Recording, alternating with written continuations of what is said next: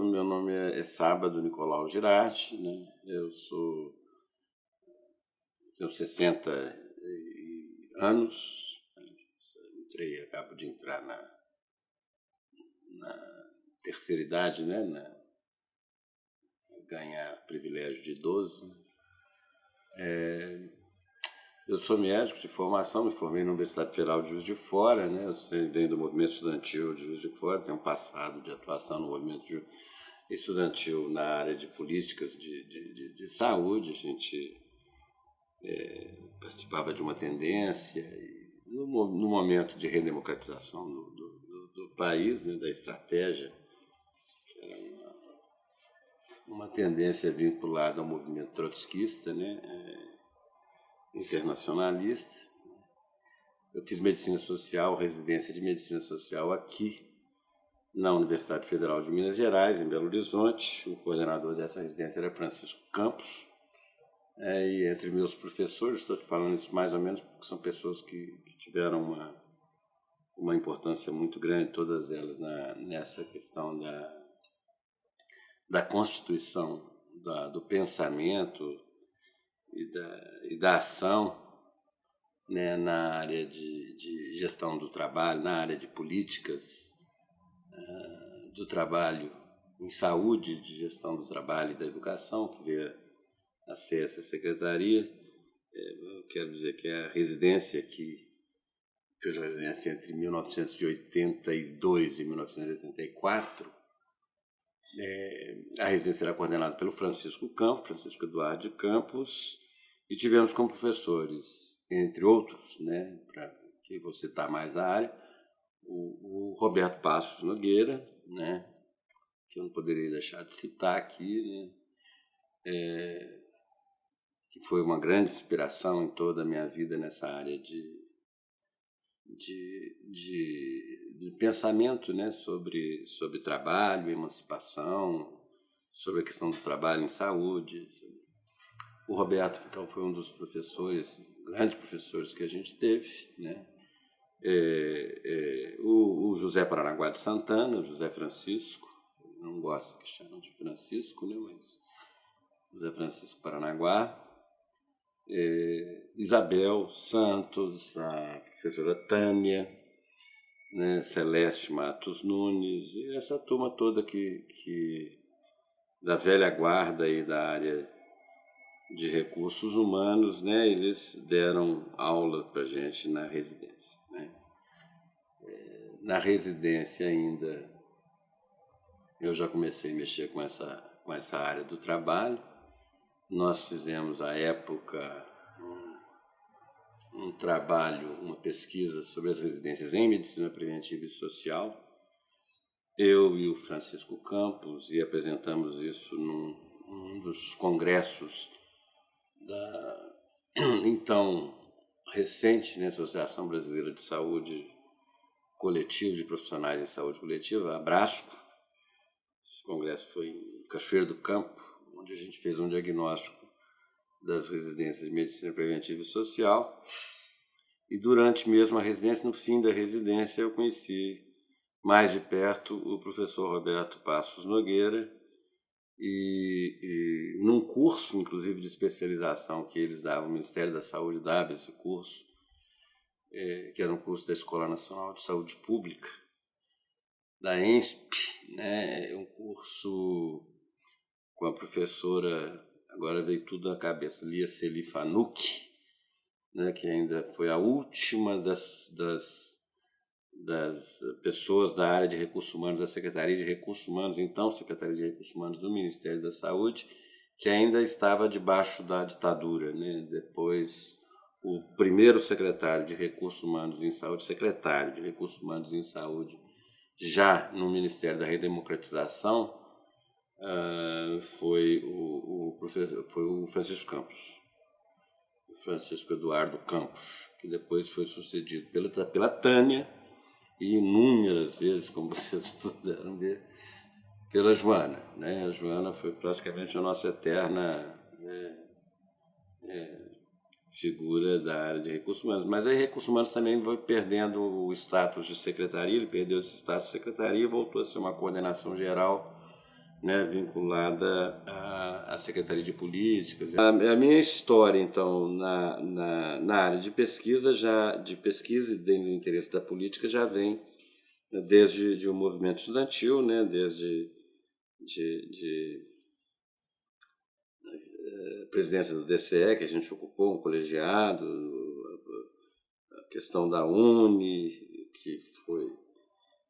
E os movimentos estudantis vinculados à questão mesmo da saúde, a CESAC, essa coisa toda, que era, na verdade, no movimento de reforma sanitária, né? Então, mas assim, eu estava naquele ponto onde a gente teve com vários professores, entre esses professores que a gente teve um deles que me faz definitivamente entrar para a área de recursos humanos, na época, e com uma discussão mais conceitual, inclusive, sobre recursos humanos, força de trabalho, mais esse enfoque aí de força de trabalho, que foi o Roberto, e com o Roberto mesmo, num curso de especialização em recursos humanos que o Ministério da Saúde dava,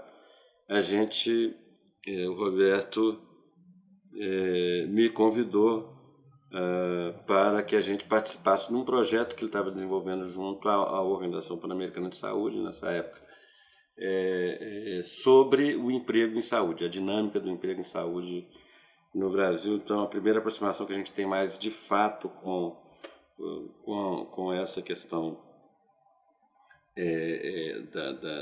do emprego, e eu nunca mais saí disso, né? Dessa questão de olhar a força de trabalho em saúde, olhar recursos humanos a partir, seja da perspectiva de pesquisa, né, seja dessa linha que pensa a questão da força de trabalho, tanto pelo lado da produção dessa força de trabalho, quanto pelo lado da utilização de força de trabalho. Então a gente fez uma pesquisa. Essa pesquisa é uma pesquisa seminal, na medida que ela inaugurou o grupo que trabalhou com essa pesquisa, além do Roberto Passo Nogueiras, que foi era a grande...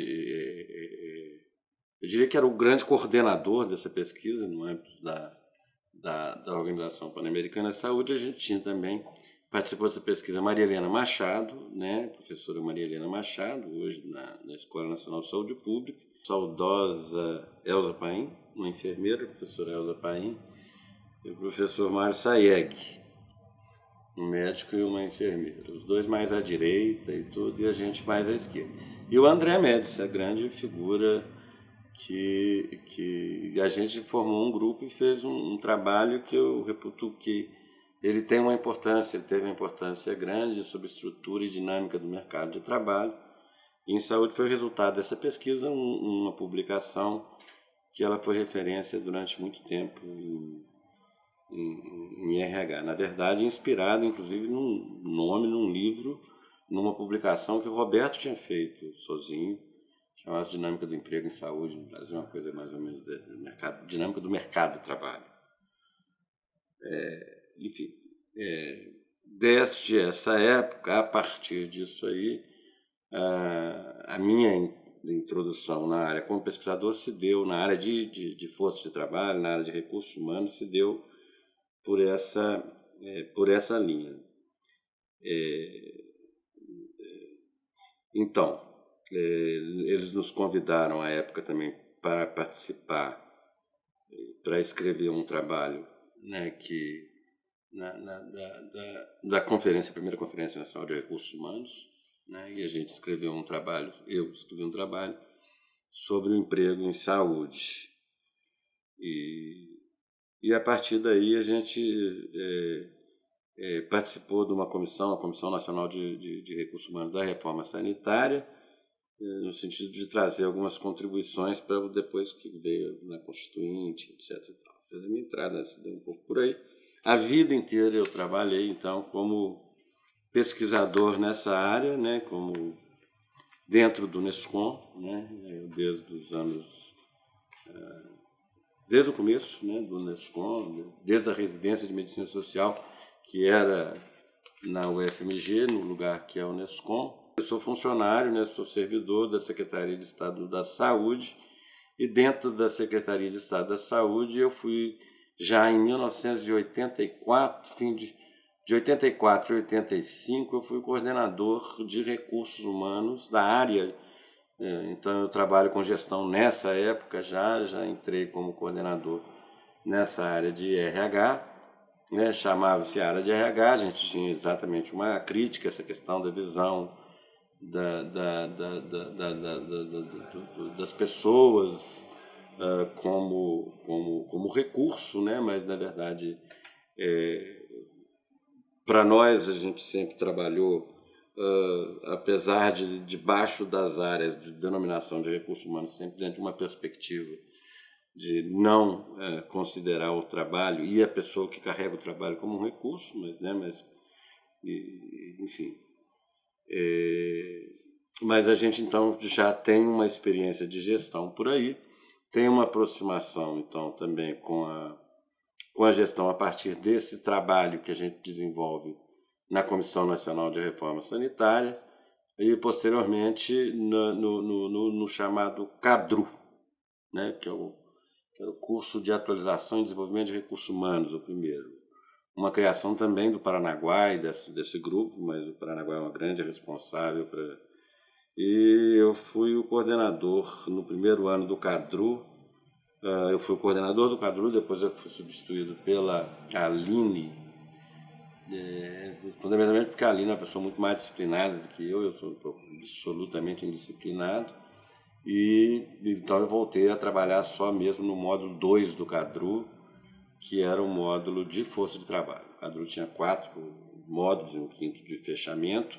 Um dos módulos conceituais e empíricos do CADRU, muito importante no meu modo de entender, né, de formação desse grupo e tudo, que mexe com recursos humanos dentro desse enfoque, né, de força de trabalho, de enfoque vinculado às questões do trabalho, muito mais um enfoque meio macro, meio das políticas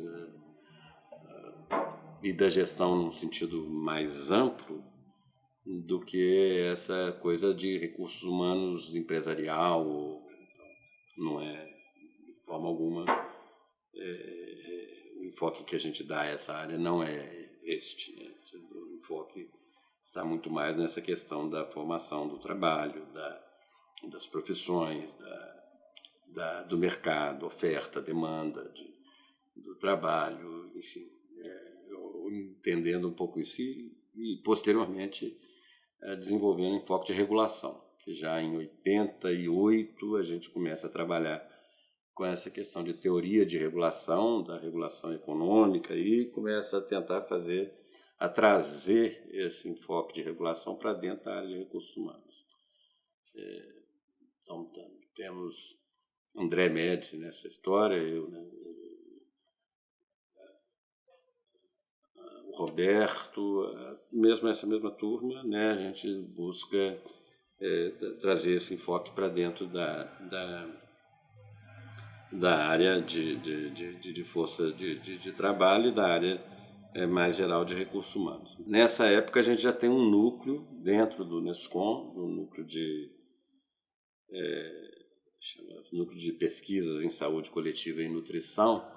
A gente já tem um núcleo de recursos humanos que faz pesquisas na área de força de trabalho em saúde, mercado, emprego, e trabalhamos também com o curso, né, com a capacitação de pessoas, com esses processos de formação, de educação permanente, mais concretamente, que foram os CADRUs, né, e similares, né.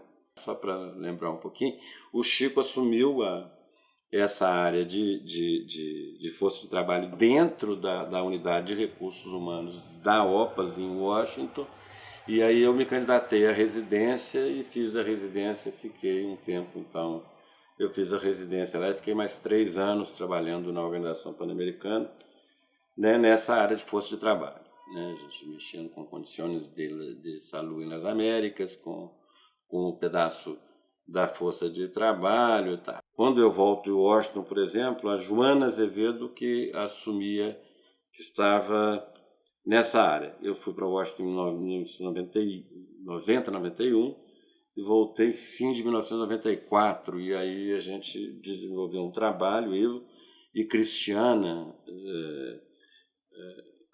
Carvalho, nós desenvolvemos um trabalho que gerou um relatório, uma espécie de um livrozinho, mas regulação de recursos humanos em saúde no Brasil, onde a gente desenvolve 3 ou 4 questões, né, desde questões de mercado de trabalho até questões mais relativas à regulação de profissões, à mudança de paradigmas na questão de regulação profissional, onde a gente começa a desenvolver esse enfoque de profissão e propriedade, essa conversa mesmo de entender a profissão como ela fazendo uma distinção no mundo do trabalho e essa forma de regular profissões no Brasil, que é uma forma que garante, né, que assegura propriedade privada de campos.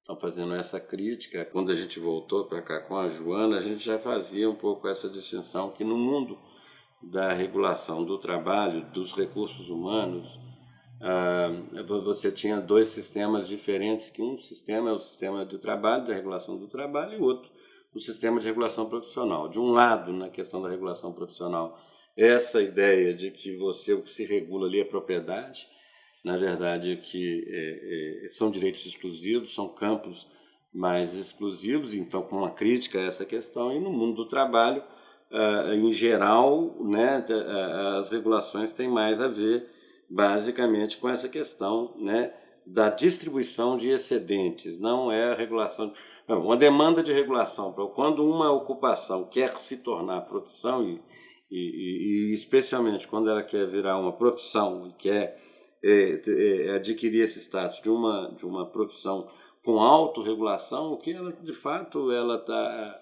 reivindicando é a propriedade sobre um campo, sobre um negócio e etc. Então, a regulação, então, e a maneira que você tem de regular isso legalmente no Brasil para essas profissões é conferindo atos exclusivos, o que significa o seguinte, né, esse conjunto de atos aqui, ou esse conjunto de serviços que eu tenho que são privativos da minha profissão, o outro eu excluo outros. Quando surge uma demanda bastante grande no Brasil com relação à questão da formação de pessoal na área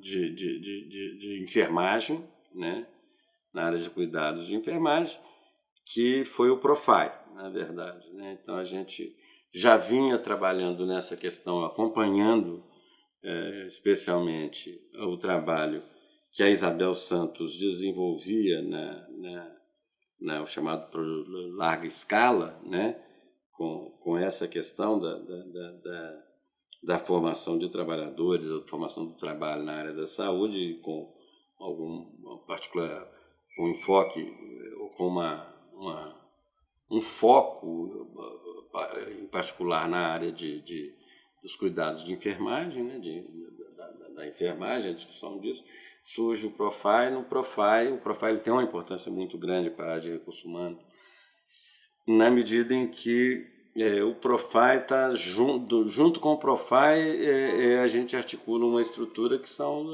os observatórios de recursos humanos em saúde. Eles têm uma coincidência, obviamente, tem outras determinações, mas no Profile, ali no sistema de acompanhamento de sinais de mercado de trabalho, né, eu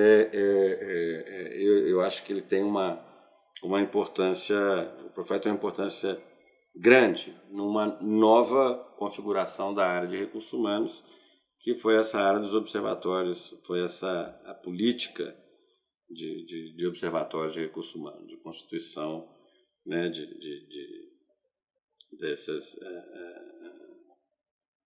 dessas estruturas, né, dessa rede de recursos humanos, uma rede de estações de trabalho, né, que tinha essa qualificação conferida pelo Ministério da Saúde e pela Organização Pan-Americana de Saúde, com algum tipo de excelência, de foco no campo, de uma maneira geral, dos recursos humanos, ou no campo do que veio a ser depois definido como o campo de gestão do trabalho e da educação, nomeado dessa forma. Que o Profai foi o programa, que é um programa de formação de trabalhadores na área de enfermagem. Ele teve um papel decisivo nessa configuração da rede de estações de trabalho, da rede de centros acadêmicos, de núcleos, etc., que tinham como foco essa questão do trabalho e da educação e do trabalho em saúde, né? Da educação e das práticas da área de recursos humanos. Hoje são cerca de 22 ou 23, não me lembro, estações, mas umas das quais é a nossa aqui, a do Nescom, que chama-se Estação de Pesquisa de Sinais de Mercado e Regulação. Eu acho que é uma das estações. Ela é a pioneira, né? A gente fundou a estação em julho de 1999, com esse nome, né? Estação de Pesquisa de Sinais de Mercado, no âmbito do Nescom, e que é qualificada dentro da rede de Observatório de Recursos Humanos e Saúde. Então,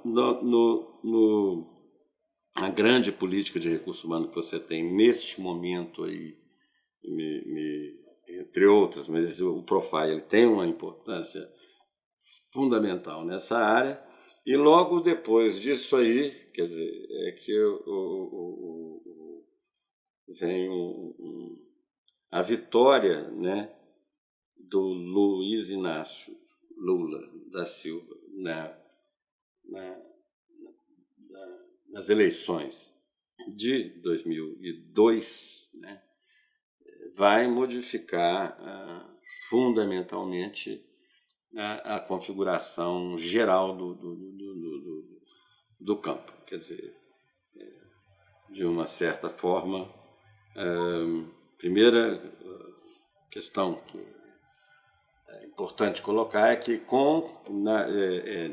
já no início do governo do presidente Lula, já no período de transição já se tem a proposta de criação da Secretaria de Gestão do Trabalho e de Educação, o que era então uma coordenação geral, né, de recursos humanos para o SUS, vinculadas ou à Secretaria de Política, às vezes à Secretaria de Atenção, vinculadas e passa a ter o status de secretaria, né? É de uma importância muito grande isso do ponto de vista do lugar da política de gestão e do fomento da educação e do trabalho no conjunto da política de saúde, na estrutura mesmo do próprio Ministério da Saúde, né? Então, essa decisão, essa política, né, ela é implementada já no governo Lula, né, no primeiro governo Lula. Eu fui, nesta época, convidado para ocupar a coordenação geral de recursos humanos do Ministério da Saúde, que é o lugar que cuida da força de trabalho do Ministério da Saúde, seja da sede que cuida da política, né, de recursos humanos, de gestão, do pessoal próprio do Ministério da Saúde. E do outro lado, e vinculado à Secretaria Executiva. Então, durante os 2 primeiros anos do governo Lula, eu assumi esse posto de gestão novamente, que é de gestão lá da força de trabalho do Ministério da Saúde, com uma série de questões, na mesa de negociação. A gente começou aí a negociação setorial, a questão de pensamento de uma nova carreira para gestão, toda uma área de políticas aí mais vinculadas, de fato, à gestão dentro do Ministério da Saúde, de capacitação, de negociação coletiva. A gente desenvolve dentro do Ministério da Saúde. E, posteriormente, quando a saída do Gastão, né, quando o Gastão, que era o secretário executivo, saiu do Ministério da Saúde por divergências e uma série de coisas, no final de 2004, eu recebi um convite do Ministério do Planejamento, né, para assumir uma área do Ministério do Planejamento, dentro da Secretaria de Gestão do Ministério do Planejamento, que foi a diretoria que chamava-se diretoria, chamasse fomento, e é a diretoria que trabalha com as estruturas e modelagem institucional do Ministério do Planejamento, as estruturas que trabalha com essa questão da estrutura dos órgãos, né, e das instâncias do governo federal na área da saúde. E a gente, logo que assumiu essa diretoria da Secretaria de Gestão, a gente mudou, inclusive, o nome de Fomento para a questão de modernização institucional. Aí, então, é um departamento de modernização institucional, eu assumi esse departamento, fui até 2008, 2009, quando eu tive que retornar a Belo Horizonte, então, nessa época a gente se envolveu em uma série de projetos com relação à gestão pública de recursos humanos, e uma das mais significativas foi a criação ou a proposição da Fundação Estatal de Direito Privado, ou a gente trabalhando com a ideia de flexibilização, né, da gestão pública, naturalmente, sem a privatização, né, e sem perda de direitos dos trabalhadores. Bom, depois a gente voltou para cá, né, para Belo Horizonte, continuei trabalhando com o pessoal do Ministério do Planejamento, mas sem assumir cargo lá no governo, mas continuamos apoiando. Então, a gente apoiando o Ministério, tanto o Ministério do Planejamento quanto o Ministério da Saúde, né?